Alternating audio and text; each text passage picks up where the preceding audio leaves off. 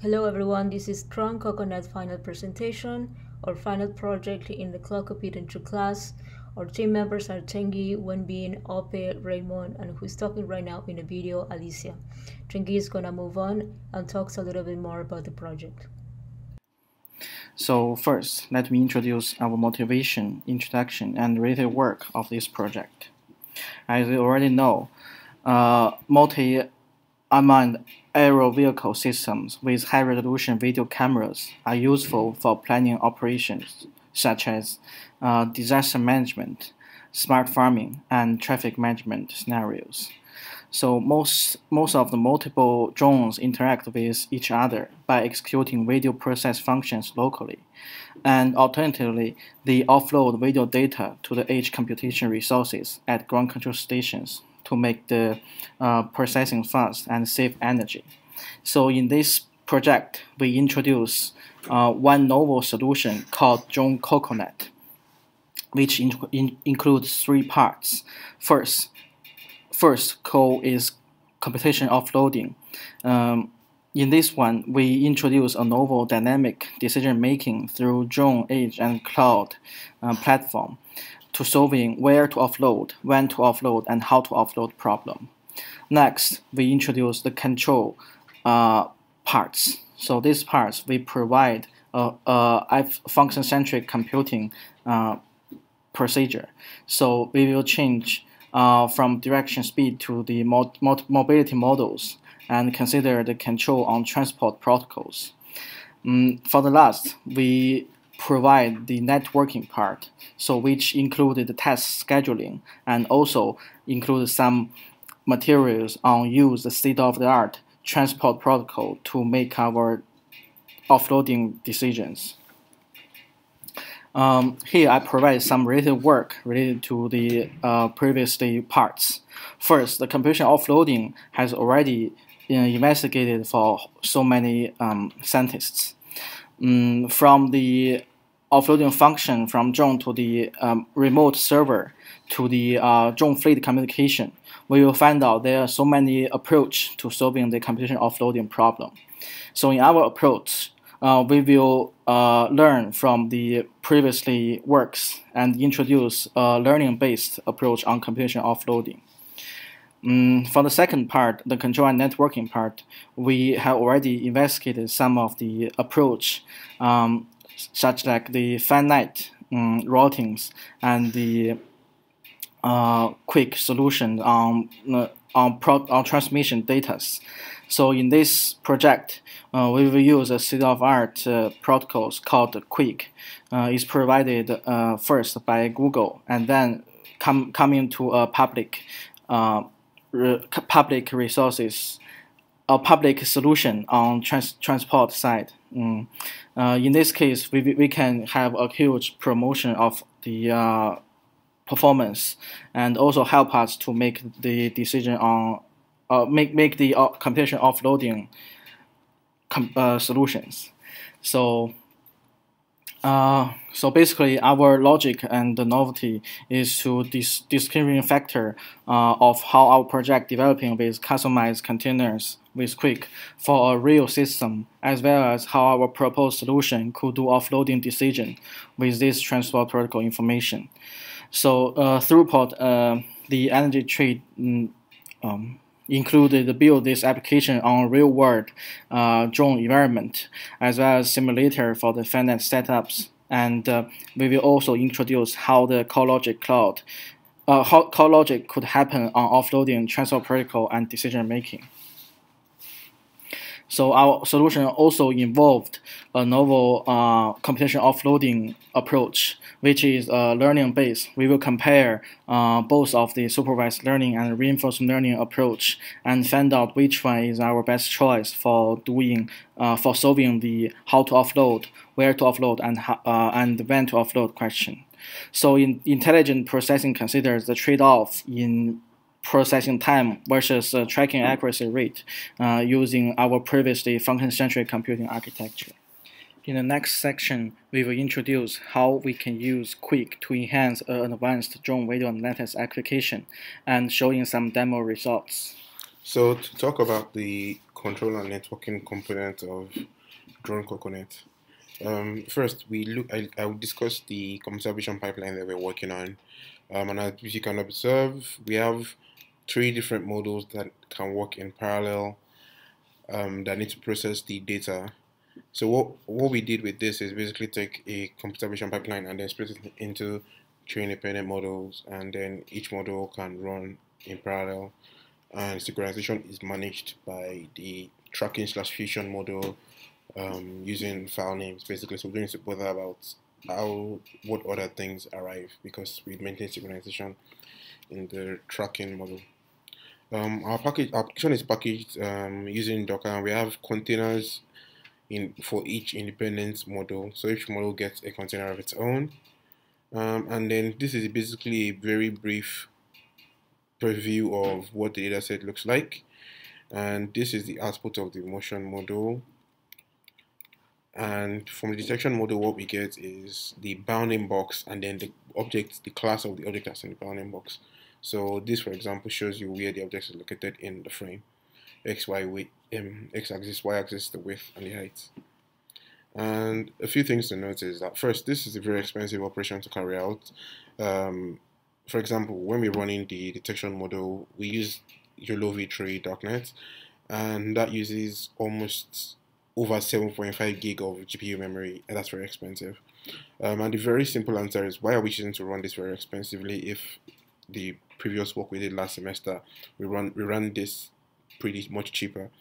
The main difference is that, as you can observe from this new screenshots, this new image, we only want to track objects that are in motion, and this video involves both objects in motion as well as the camera in motion. So we needed to use the motion model to help us create a map of what's in motion. Okay, so we had to make some adaptations to our original plan. We got rid of Quart and Hypercorn, and ended up moving to Starlet and banning Hypercorn entirely. Hypercorn was just not fast enough for the frame rate that we need. We did manage to make everything asynchronous.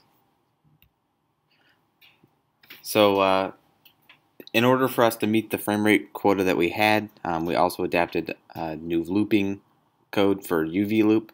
UV loop is a drop-in replacement for async IO, and it's a lot faster because it's written on top of libuv. We have HTTP3 and WebSocket implementations, but the WebSocket implementation is rather limited due to the fact that we have to rebuffer on the receiving end. So in order for us to resolve the frame rate issues we were having, we had to do some profiling and identify our bottlenecks. One of the bottlenecks that we had was converting from the frame to a list. This is an unnecessary conversion, and it took quite a bit of time on the client. It was actually the primary time-consuming point on the client. The other point of contention was that the client took way too long to encode the data. This took about 40% of the time on the client. Removing that unnecessary conversion to a list gave us a speed up of about 254,000, 255,000. So that's pretty significant because it means the client can actually spend more time sending data rather than just converting it. And then the other issue was actually the conversion to the string. The encoding itself was about 6 times slower than the pickling, but it wasn't particularly terrible. So by doing the conversion to bytes via pickle, we can cut that conversion cost down pretty significantly, about 130 times. And we don't have to do any conversions to string because the QUIC interface requires an array of bytes. However, after doing all this, it was still way too slow.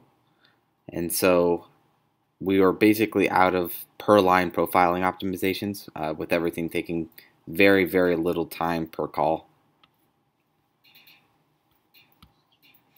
And so in order to adjust this, we created a multi-process client and multi-process server implementation, which effectively allows us to split some of that slower work that we can't further optimize a way into a parallel process. And so what we did was we created a listener process which observed the file system and then notified the client processes about their the frame to send. And so what we've got here is some shared memory queues, and so when the listener frame sees a new frame, it'll put it in every queue for every worker pool, and there's one worker pool per destination server, and each pool can have a variable number of clients in it based on the number of ports open on the receiving server. And so the clients within these pools will just pull as fast as they can from these memory queues, and it'll be the fastest client that gets the request.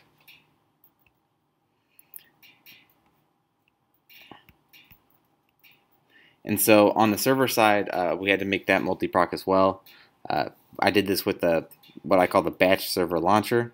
What it does is it effectively starts up multiple instances of the server on different ports, and then each port can handle an individual frame as it comes in. And so you can see from this diagram on the right hand side that servers can have as many fewer workers as they want, and the client can open as many clients per worker as desired. They do not have to be symmetrical in the way that they do this. They can be asymmetric. So for example, if you wanted to have 4 clients and 1 server port, you could have that, and that would be the ideal when the server is much faster than the clients. And so it really depends on what your workload is as to whether or not you need more or less on either end. And so this brought new issues with us. And so the first is that the client has to know what ports the server is listening on. And so you could implement that by having the server have a brokering port, and the client would just connect to that and say, hey, what are your services, what ports are they running on, and how many clients do you want per port? And that would allow us to cleanly implement that, but as it is now, the client has to know those before it starts, and so that is an additional setup process that you have to do that configuration beforehand. Additionally, there's a bug somewhere within the AIO QUIC client. The connection hangs on every 128th frame. I'm pretty sure this is some kind of multi-process issue, like maybe I believe it's traced down to the queue where it pulls stuff off of its stack, but I don't know exactly. But effectively, every 128th frame it'll hang, and I fixed this by setting a timeout. However, setting the timeout on the request was still slow. So what I did was I kept the timeout for posterity, and I said, hey, if you time out, just re-add the frame to the queue, and another client will take it while you reestablish your connection. But in order to avoid that timeout, generally on this 128th frame issue, what I did was I just preemptively die on the 128th frame and reestablish. And while that one was reestablishing, the other clients can continue to pull from the queue. And so we also pretty much abandoned WebSockets because the WS Proto library that we're using under the hood sends data in chunks, but the Starlet library that we're using on the receiving end expects data to be sent in a single chunk, and so you have to rebuffer the data on the receiving end yourself, and that's not particularly desirable because it causes quite a bit of slowdown, and so we've shelved WebSockets for now. You can see that the resource utilization on the machine has significantly increased. This is obviously just a side effect of the fact that we now use more than one core. So rather than taking a single core and just pegging it at 100%, we actually use multiple cores, and they'll jump up and down from 0 to 100% as they're utilized. And this is actually generally better for performance because a core that is pegged at 100% will generally turbo boost for a short period of time and then settle into a lower clock speed, whereas a core that jumps between turbo boost and non-turbo, or 100% and non-100%, will generally boost and then idle and then boost and then idle, and that'll keep it running at its boost speeds generally while it's executing. And so if you look at the final results, we went from about 0.2 frames per second from the last presentation to about 40 frames per second across 4 workers. And you can see that down at the bottom there are 4 clients or 4 servers or 4 workers on the server that have received about 100 frames, and those total up to about 400 frames. And so if you take the largest time of those 4 workers, which is 10.17 seconds, you can see that we received about 400 frames in 10.17 seconds, which is about 40 frames per second, or a 169 times speed up. So we're going to go ahead and see if we can get this running. Ope is going to show you the containers, and he's going to show you Tornado, which is the name that we've given to this in process, and I'll hand that off to him.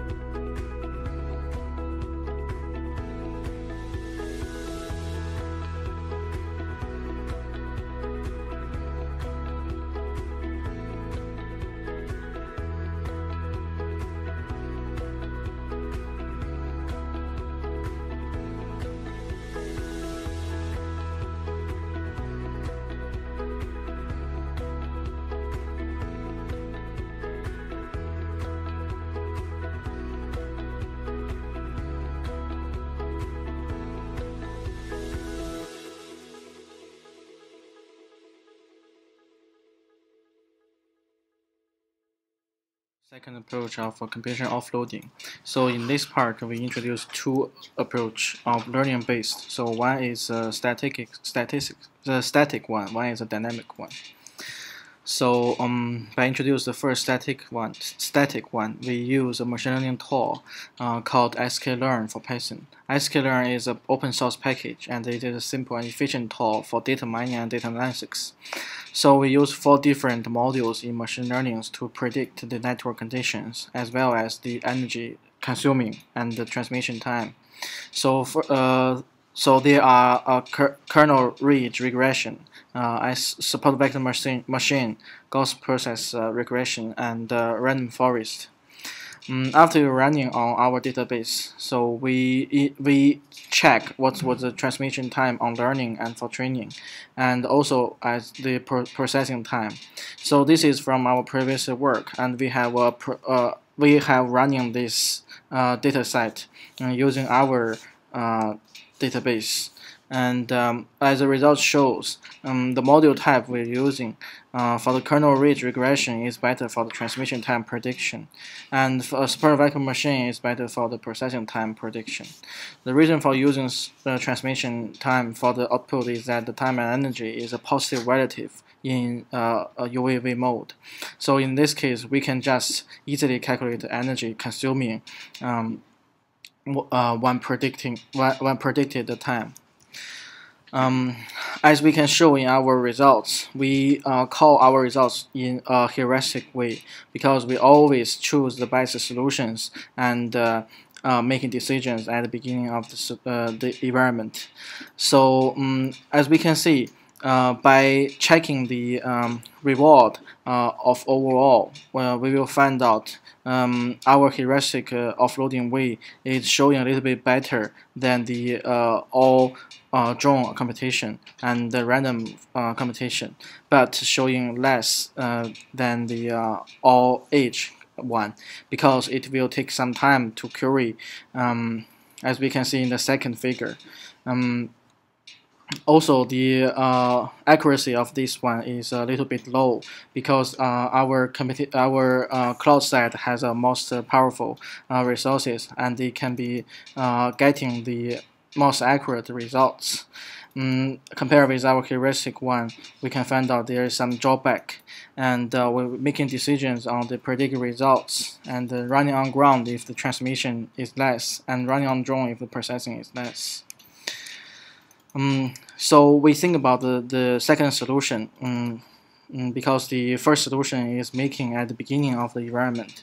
So we think about how could we do when the processing is going, how could we make decisions and make these things more efficiently.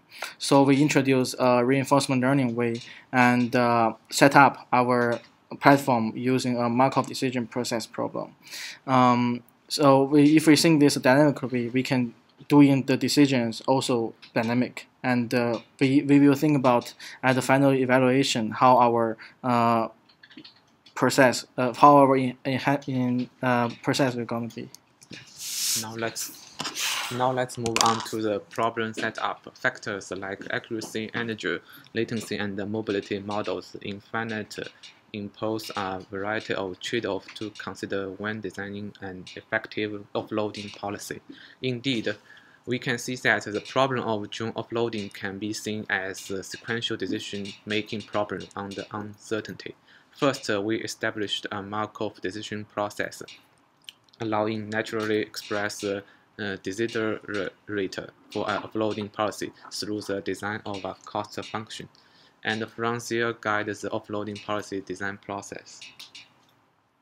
We defined the general drone offloading problem is a finite time Markov decision process. As we can see from the equation, there are 4 variables. The state space is to save the current environment status. Action space is to provide options on where to offload. Probability function is the probability that action in the state S at time t will lead to state S prime at time t plus 1. Reward function is to give accurate and immediately reward on each action. Now let's move on to the action space. Action space is the choice of which prediction Y to use for downstream tasks at time t. We can either choose to use past predictions to avoid performing computation on the new input, or incur the computation or network cost of using either the on-device model or querying the cloud model. The equation listed 4 actions. So the first 2 is use the past June and or prod prediction, and the third and fourth are use current June prediction or prod. Now next is the state space. State in the offload Markov decision process contains the information needed to choose between the actions, which contains the feature of input, past June, past cloud, last June query, last cloud query, and the remaining queries. Input is the high-dimensional yield extremely large state space. The specific choice is context-dependent and depends on the expensive associated with utilizing the chosen features as well as the standard encodings or feature mappings. The reward function is the objective of reward function is to achieve good prediction accuracy while minimizing both June computation and network utilization. As we can see from the equation, alpha and beta are the penalty proportional, which is the weight, and also it contains the loss function and the action cost. The cost of network utilization is based on the onboard power usage and the cost of bandwidth utilization. Process. We will go through to solve this problem by using reinforcement learning, because this one is easy to set up, and reinforcement learning is we have some code online and use it. So it's capable for handling a wide variety of data streams, cost function, and modeling models. Also, the action space is easy to understand and is using for describe the generic offloading program. Well, moving on in the environment, testbed setting, evaluation, and more section of the project, we can say that we are using the same environment we set up in our previous semester. So basically, we are running our application and our experiment in a centralized and distributed control plane environment. In this particular case, we are using a Floodlight controller as the main software-defined networking system. This is going to help us for provisioning networking resources and also for supporting function connectivity demands. In addition, it provides bare metal machine IP addresses for service function placement and execution. In this particular case, when you're running our Docker containers with our QUIC application. As we can see here in the graph, we divided our lab into main stages, as I said before, in the centralized control plane and in the distributed control plane. We have a section in the project that we created a lab for all the configurations of the testbed.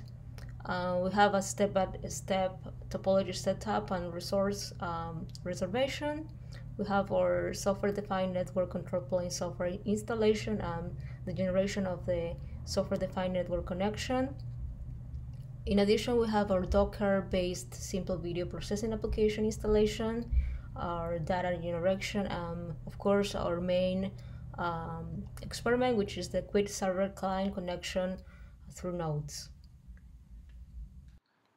Okay. This table shows a realistic June based data collection and format. There are 5 categories: attitude data, on-screen display data, remote control data, battery data, and obstacle avoidance data. The highlighted items: location, speed, accelerators, GPS signal strength, flight model, control sticks movements, battery informations are the important informations we will use in our analysis. Here are 3 figures that shows 3 mobility models in real June test: random waypoint mobility,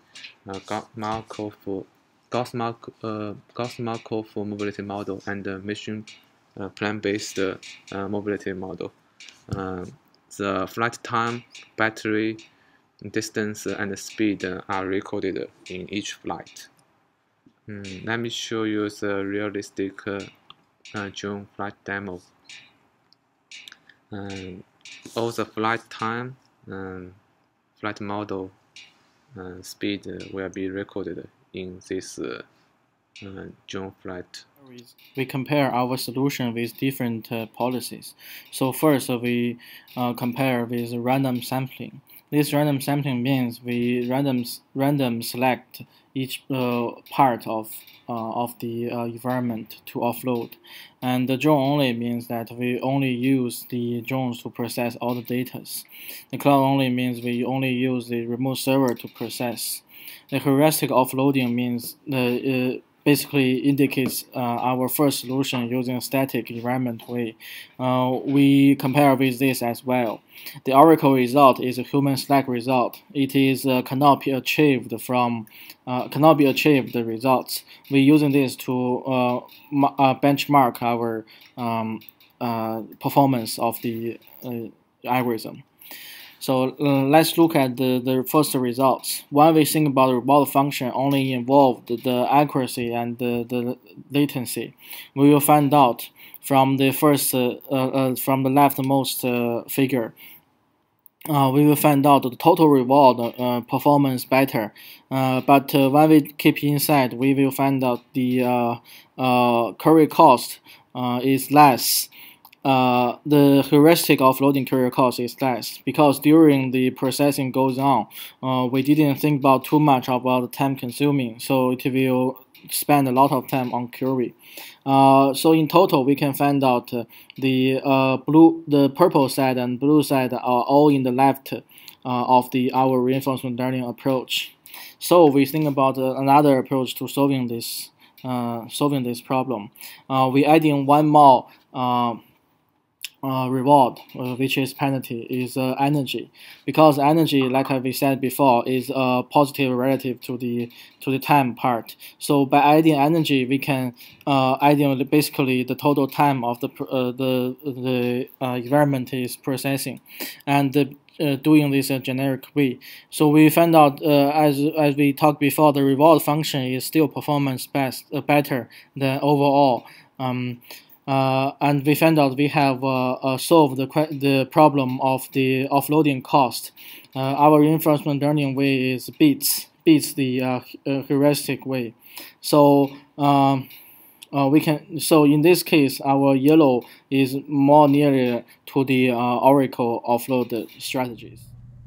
Well, moving on in the conclusion and future work section of the project, we can say that with our DroneCocoNet project, we use two main perspectives on solving the FANET video analytics problem. In particular, this project shows a huge improvement on communication video and streaming side and dynamic offloading decision side. Well, this is going to help us to save time, energy, and also it will help us in improve our network latency. In addition, it will help us to enhance our transmission security. In this project, the main state-of-the-art materials that we are using are Docker containers, QUIC protocol, supervised learning, and reinforcement learning.